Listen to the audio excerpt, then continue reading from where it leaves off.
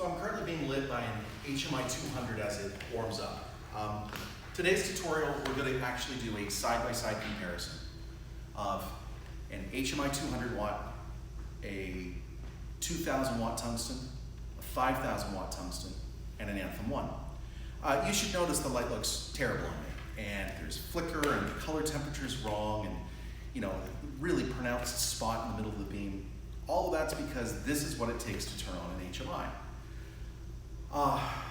My experience is it takes somewhere between 1.5 to 3 minutes for a small HMI like this to fully ignite and be emitting the light that can be useful on a film set. Let's take a look at the HMI. So it's a standard 200 watt. This retails for, roughly $3,500. You'll notice that this is the head.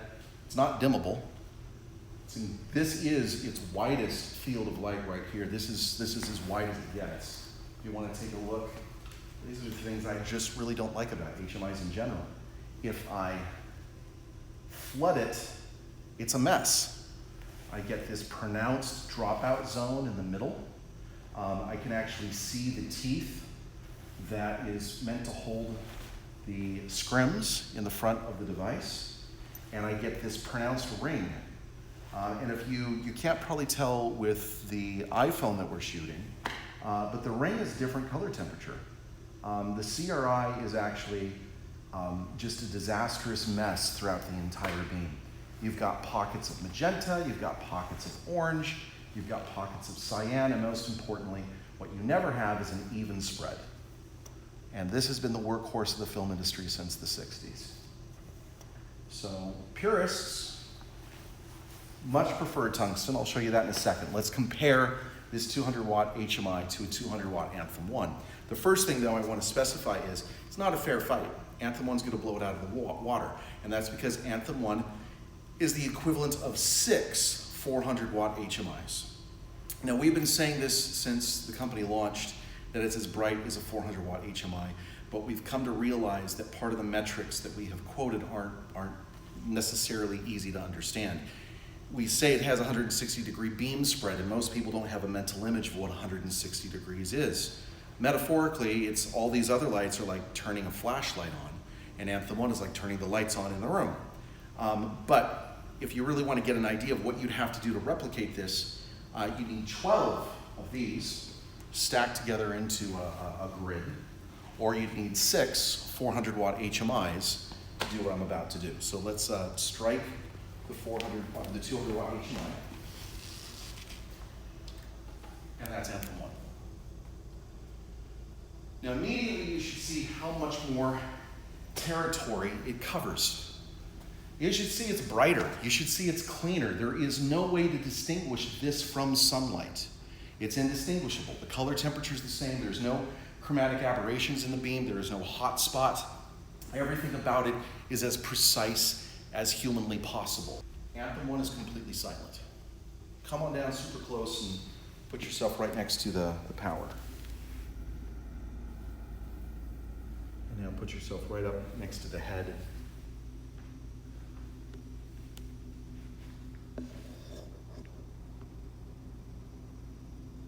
And so, scientifically speaking, we can't say that's silent.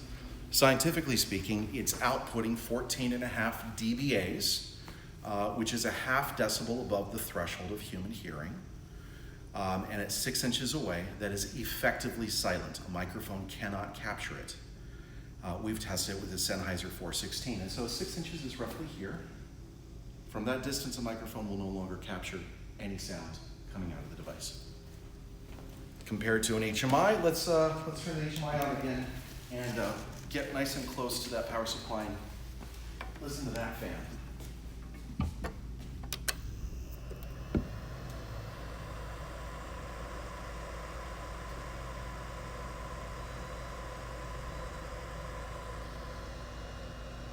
And take a look at the beam again. Notice as it cycles through color temperatures. Can't hit its color temperature immediately out of the box. Notice that you have to allow time for it to reset. Time is everything on a film set. 2 to 3 minutes is critical. Even when it's been on for a couple minutes, the color temperature is still changing. And as this bulb ages, the color temperature will shift. So, one of my first jobs in the industry, I worked as a PA in Los Angeles, and my job was to pull HMI heads and line them all up and test them to see how tightly their color temperature was. And what we found is they were all over the place. If a bulb was 50 hours or 100 hours or 20 hours, the color temperature was radically different. And the cinematographer would come in and look at all the lights and go, yes, yes, no, no, yes, yes, yes, no. I'd pull out the nose, bring in more, we'd start over again. And we got it as close as we could. And then the next thing we would do is decide what gels needed to be. Quarter CTB, half CTB, fine, fine, fine, half CTB, all to try and get them to be color calibrated. You don't have to do that with an Anthem One. To me, this is nothing but frustration. And also look at my shadow. The shadow really shows off the color aberrations the chromatic aberrations in the light field. There is no sharp shadow. I have 3 shadows. One of my shadows is blue. One of my shadows has a reddish tint to it, and the core shadow is what's supposed to be there. It's supposed to just be the absence of light. But if you look at the fringe with my hair, you can see the chromatic aberrations in the beam. So most of my career as a cinematographer, I didn't shoot with HMIs for all these reasons. I didn't care about the electrical efficiency. I cared more about the quality of light. So let's go to what everyone has always considered to be the best light. Let's turn off the HMI, please. This is a 2 kilowatt tungsten. So this is pulling 10 times as much electricity as an Anthem One. But there's a lot of things about it that you should immediately notice are improvements. Now look at the color, it's fantastic. There's no hot spot, this is on full flood. It's nice and even. Very easy to get a good cut.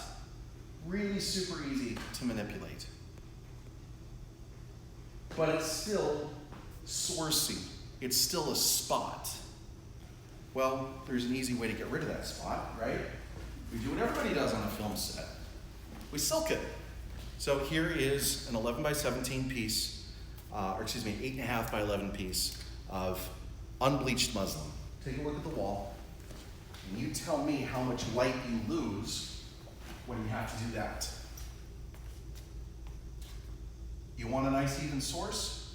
You lose probably around 60 to 70% of your beam. You want full brightness? You're going to get this punchy, round beam that does not feel in any ways like sunlight. Let's prove that. Let's compare the 2 kilowatt tungsten to an Anthem One. Striking.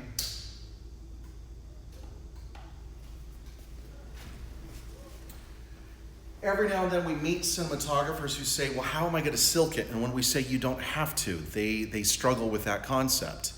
The light is already softer than what you get from an HMI or a tungsten that has been silked. Now, can you make it softer? Sure.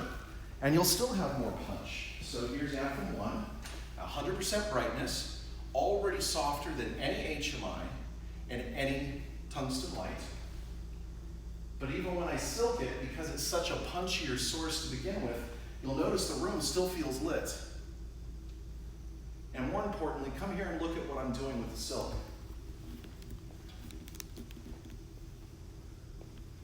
It's right up on top of the source. Now, I wouldn't do this for all day. I'd have it about that distance. 2 to 3 inches. That's sufficient. Okay, let's compare it to a light that shouldn't even be a fair fight.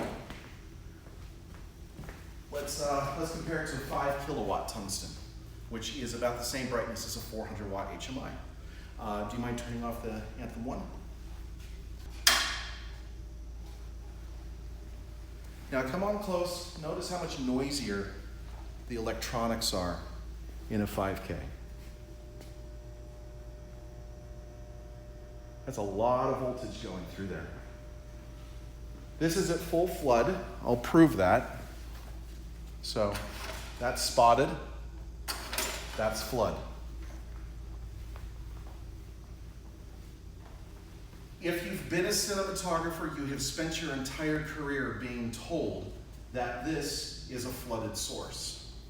It has been for 120 years. It's not anymore. This looks like a spot compared to Anthem One. Let's silk it again and see what we get. I can't hold this here for long because the silk will start to scorch this distance. But notice yet again, we're cutting out roughly 60 to 70% of the beam, maybe more. Let's turn on Anthem One.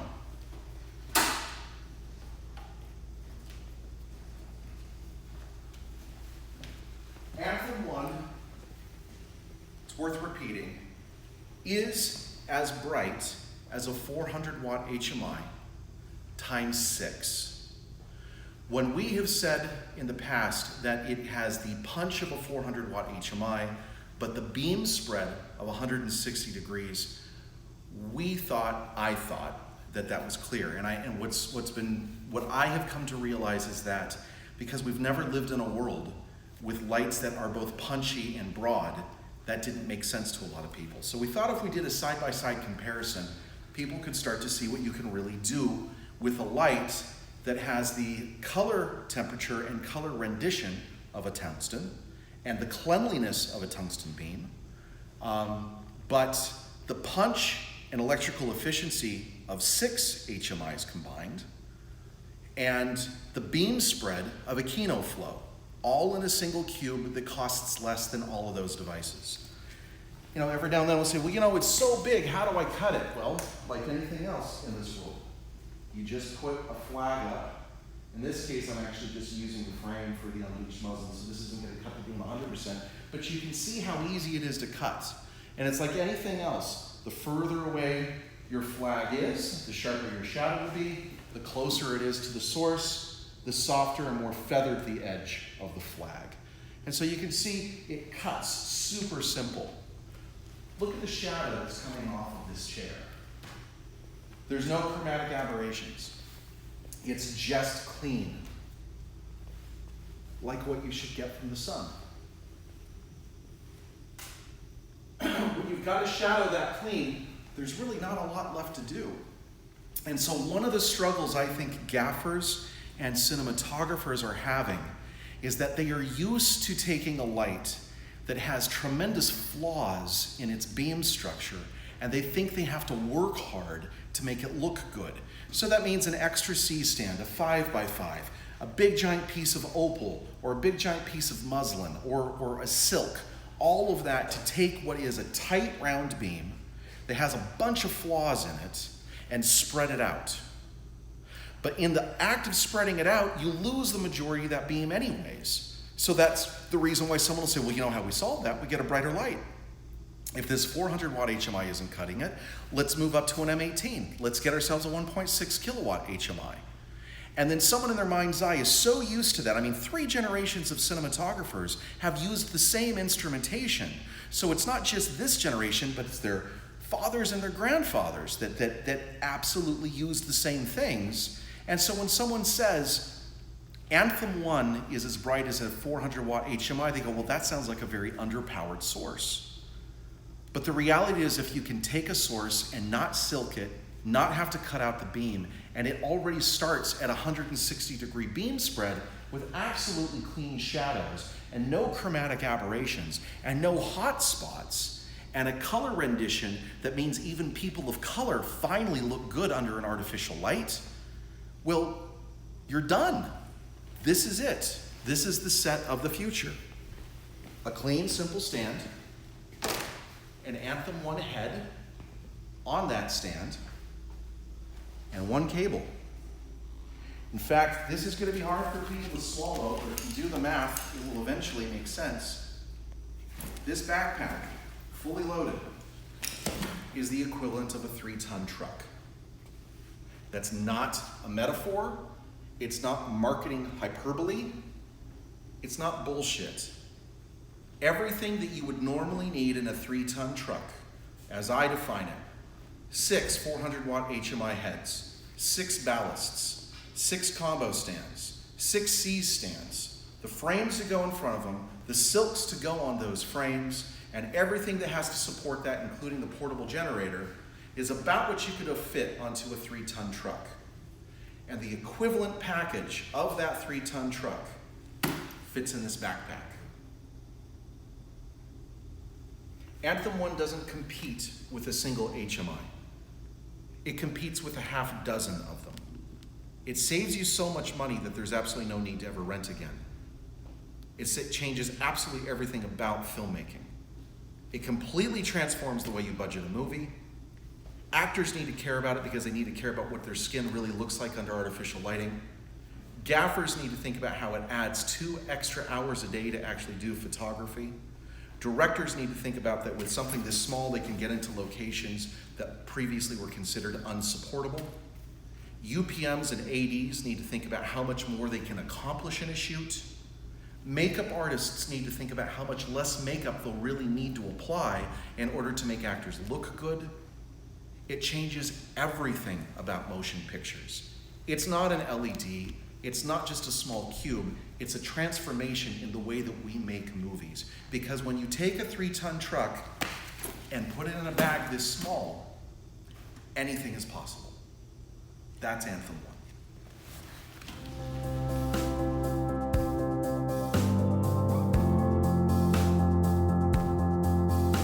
Anthem One. We didn't invent the light. We perfected it.